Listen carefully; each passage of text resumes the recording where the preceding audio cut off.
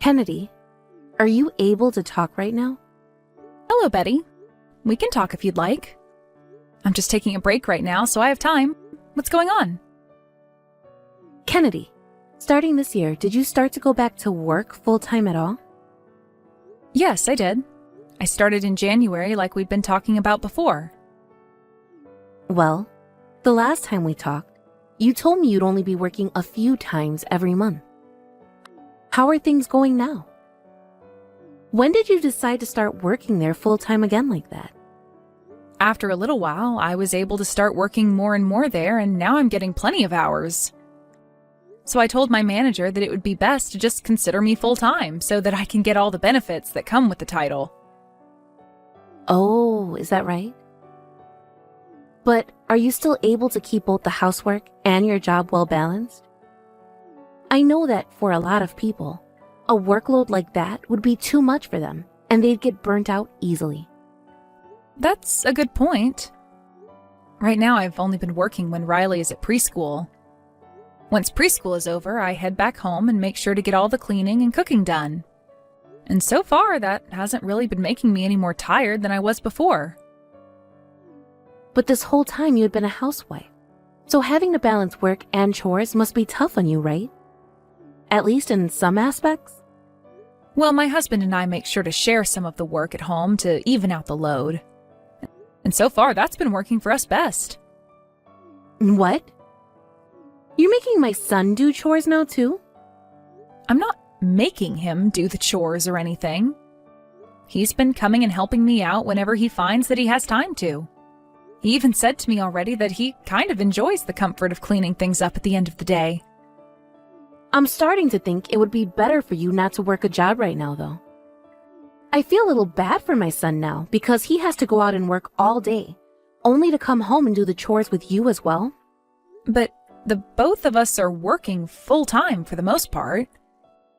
And neither of us are complaining about how things are going now. But Kennedy, Riley is only 5 years old right now. There are days where kids will have fevers and colds out of nowhere, right? You wouldn't want that to affect your work schedule or anything when that happens. Your boss might become upset with you if you're always taking time off to be home. So far, the company I'm with has told me that on days where I need to stay home, I can work remotely and handle both things at once. I like to think this job I have is far more forgiving to mothers than most. I even have the option of taking a week off to work from home if I need to be around a sick child. I'm sure right now that may seem all good to you. You're able to live off just my son's income though, right? We are able to, but anything could happen to us at any time. If there were to be something that happened to him, at least I'd still have a job and be pulling in money. Also, being able to work together right now allows us to save a lot more money for the unknown future. We want to have money saved up for Riley as well as ourselves moving forward. I told you this back when you started to get back to work. I think that while your kid is still young, it's best for you to be around the house taking care of them and the chores. You can work remotely at times, but most of the time you're going into the office, right? Well, that is true. What would you do if something were to happen to Riley while you were at the office? If something happened, of course I'd be putting Riley's needs over anything else. But there are times where you won't be able to while at work, right? There may be times where you would rather work than leave to take care of your child. Well, I can see right now, though, that you want to work. And no matter what I try and say, you are dead set on that choice. I'm sorry for not budging. This job is to help us have some emergency funds and things like that in the future. And I've been working for this company for a very long time now, and I love it here. So if I can, I'd love to continue working here a lot longer. Well, so be it. I understand how you feel about that job now.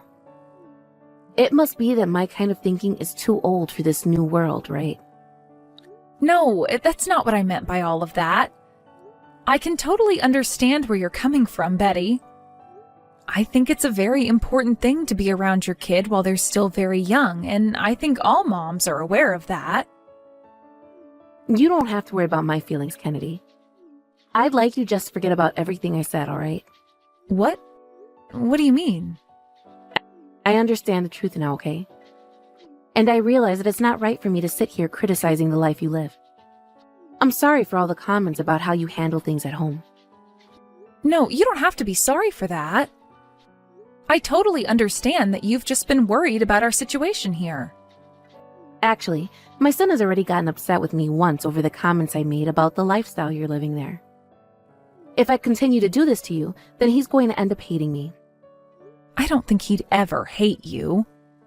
We both understand that you're just trying to look out for us and that you would like for us to hear your opinions is all.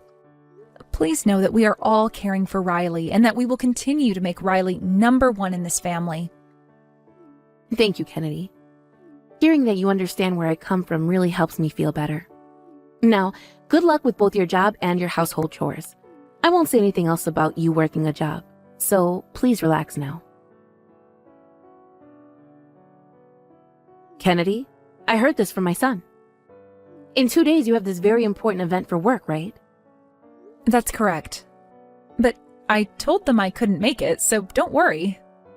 Riley caught a cold as well, so we've been relaxing with one another at home. I'll stay home until things are better and the cold is gone. Is that really okay? That's a very important job for you, right? It is important to me, but that day my husband will be out of town for work as well. I would never be able to leave Riley at home all day while I go to work as well. But you've been putting in all that hard work there, so isn't it kind of a waste that you don't go? Kennedy, you can leave Riley with me if you want to go to that event. No, I can't do that. I don't want to trouble you with my family at all. You wouldn't be troubling me, though. I want to see my grandbaby as well. But we've decided that I need to prioritize Riley over anything else, including work. Times like this are when I should stay home from work and be there for Riley, right? So you're still thinking about what I said to you a month ago, right? Well, ever since then, I have been talking to all kinds of people that have worked full-time jobs alongside their husband. They told me that there were always a lot of things going on at home, and that having a balanced work and home was a difficult task. So, I've been thinking it would be a good idea for me to be around more to help you out with the housework. I will watch over Riley, so you can get to that work event in 2 days, please. Betty, are you really okay with doing that for me? Of course I am. I live close enough to you guys that I can be over to your house anytime. So please, let me help you at times like these. But I'm sorry. It's probably because I was against you having a full-time job as well at first, and that made it hard for you to ask for help from me, right? No, I've also thought that I had to do everything I could to take care of Riley with my own strength is all. Like you were saying, kids can become sick at any moment, and we need to be there for them as mothers. And I don't think I need to hire a babysitter or anything like that just yet for Riley. Well, a babysitter would be a stranger, right? I'm family and am far more trustworthy. So please, leave Riley to me. Thank you so much, Betty. To be honest with you, I was really looking forward to going to this event.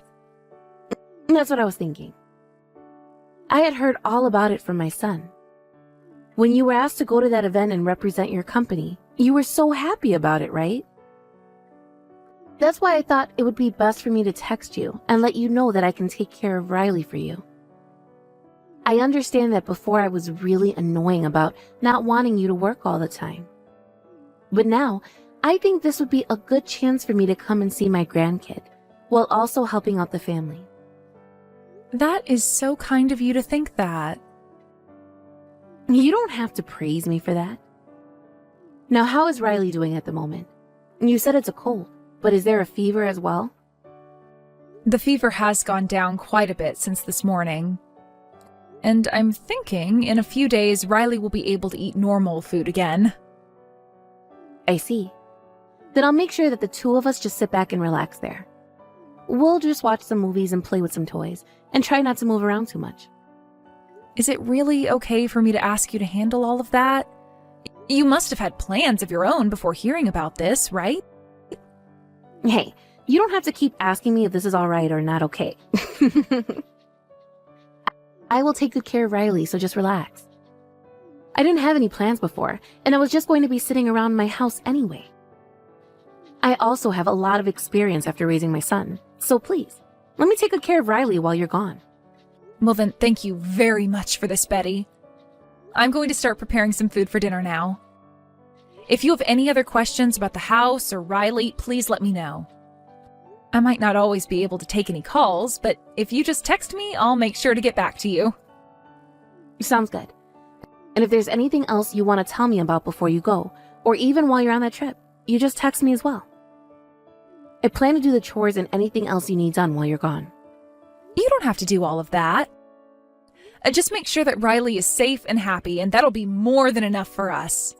Once again, thank you for the help, Betty. I'll send you my schedule once I get it from the company, so that you're aware of where I'm at and when I'll be getting home. Kennedy, there's something I'd like to ask you. Caroline? Has something happened? When I met with you yesterday, you had said your daughter was sick, right?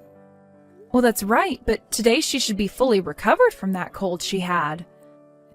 And her fever was even gone, so we assumed that she'd be able to go back to preschool again. I know that you normally have a neighbor come and take care of things at your house if you're not home. But this time, you've done something really ridiculous. Honestly, I can't even begin to understand why someone like you would do this. What? What are you talking about? Stop trying to play dumb here. What are you doing to your daughter? I'm going to call the police right now. The police? Right now, Riley should be with my mother-in-law at the house, so what's happened to them? I'm not really sure why you'd call the police on them. She's with your mother-in-law.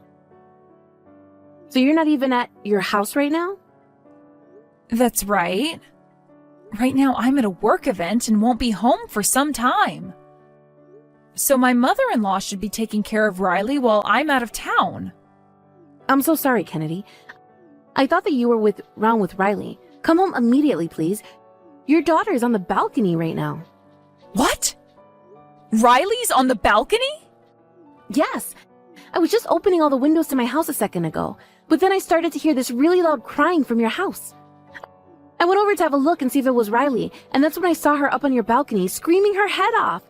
And she's not even wearing any clothing right now. You're kidding me. What's going on now? I ran back to my house because I panicked and immediately started to text you. I thought this was your doing, so that's why I was all upset with you. But if you're not going home right now, that would mean your mother-in-law was the one that locked Riley out there. Caroline, I'm coming home right now. Can you please call the police for me while I come home? Thank you so much for telling me about this. No, I'm sorry for being angry at you like that. I'm not going to be able to do much for Riley until the police arrive, but I'll try and give her a blanket or something to wrap up in. Please, be careful on your way home. Kennedy, you're so mean. What the hell were you thinking calling the police like that? I had to be taken in for questioning and everything after they placed me under arrest. Betty, I never thought you'd talk to me again after what you've done. Do you not even feel sorry for what you've done to my daughter? I just put Riley out there as a way of punishing her. It's her fault for acting out towards me. And I was only going to leave her out on the balcony for 30 minutes as punishment. Why would you have the police call on me for having her out there for only 30 minutes? And you ended up having your neighbors get involved, all right? Riley is only 5 years old, Betty. Yet you put her out in the cold like that? And weren't the two of you just supposed to be taking things easy while I was away? It's her fault for not listening to an adult like me. I was being so kind to her, yet she never listened to anything I asked. All that came out of her mouth was sass. That's proof that you're not raising that girl correctly. No, it is not. Riley is a very kind and cute little girl. If she was such a kind little girl, then she wouldn't be doing things that got her placed outside the house. I heard about what had happened from Riley. You were telling her to start telling me to quit my job, weren't you? But she didn't want to say things that she didn't think to me, so she kept saying no to you, right? And that's why you took her while she was naked and forced her onto the balcony as punishment. That's what she told me. You're believing what a 5-year-old is telling you? She was making the whole dang house a mess while I was there and commanding me to clean it all up for her. Did she tell you about that? That's why she needed to be punished. I will not have you believing the lies she's telling you. There also happens to be a bruise on her chest. Was that from you, Betty? What are you talking about now? I don't remember her ever getting a bruise there. Stop. I already know what happened. I am no longer going to allow you anywhere near my daughter again, and that's final. And my husband has been saying he's cutting ties to you, so don't even bother trying to talk to any one of us anymore. He's cutting ties to me? What are you saying? You guys are the ones that should be apologizing to me, yet you still think that I'm in the wrong here? I was trying to be supportive of you both working at the same time, and that's why I took time out of my day to go and watch your daughter. Even if we should be thankful for that, I never asked you to lock my daughter out on the balcony with no clothing on. I don't care if she was misbehaving around you. You do not put a child of any age out on the balcony like that in the freezing cold without any clothes on. You're only saying that because you spoil the kid, right? I did that to her because she was being bad. I do not have time to be dealing with the police right now, so don't start making such a big deal out of this. The police were all upset with me even. They never thought they would have to take a call and come to such an idiotic case. From what I was told, the police were trying to explain to you how idiotic you were being by putting a 5-year-old on the balcony like that and not giving a single crap about it. I don't think you completely understand what's happened here, Betty. Do not ever come around my family again. You hold it right there. There is no reason to be cutting ties to me, right? I am your husband's mother of all people. Don't ever try calling or texting us again.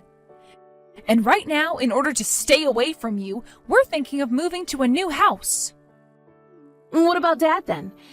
Even if you cut ties to me, you're still going to keep in touch with him, right? We plan to, yes. Then everything will be all right. I'm sure I'll figure out through him where you guys move to next. I can even go to my son's work to talk with him there as well.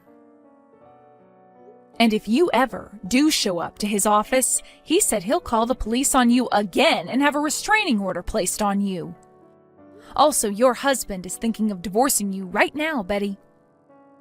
Huh? What are you going on about now? There's no way my husband would want to divorce me right now, right? Right now, your husband isn't at your house, right?